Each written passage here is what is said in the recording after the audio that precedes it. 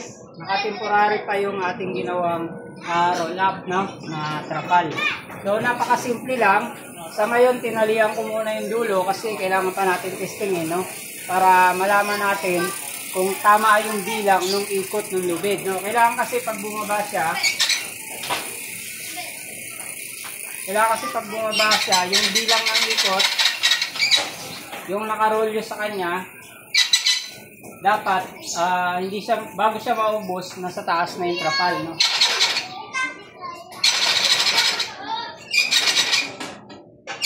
Ayan, no. So may natitira pa, so okay lang yung adjustment, no. Sa ngayon ang gagawin naman natin, pwede ko na siyang i-fix dito, no. Wiweldingan ko siya. Tapos sa kabila, kung doon naka-spot na rin siya, pupul-weld na natin. And then, ito guys, may isang option pa dito. Pwede yung lagyan dito ng PVC para nakatago siya, no? Pero this time, hindi na natin lalagyan. Ayaw kasi palagyan ng ari. Okay na daw yung ganyan. Kasi simple lang naman, no? So, ibaba mo lang siya.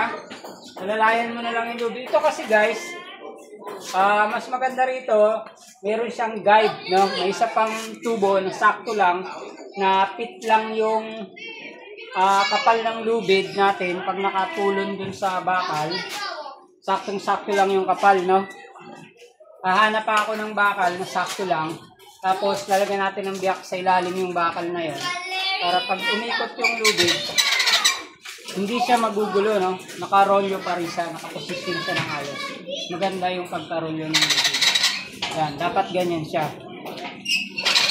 So, medyo maganit lang. Pero kasi umpisa pa lang, no?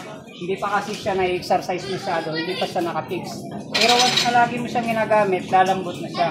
Lalo na kung bearing yung ilalagay natin sa gilid. Sa ngayon kasi ito ay ano lang natin, no? Mabilisan lang natin ginawa. Ayun. So guys, sa lahat ng mga nanood, maraming salamat.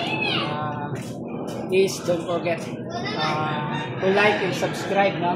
At sundan nyo pa ako sa aking mga videos para sa marami pa. Para makapag-share pa ako sa inyo ng iba pang mga idea, no? So mamaya papakita ko sa inyo yung finishing, no? Ipo-full weld ko lang muna. Maraming salamat!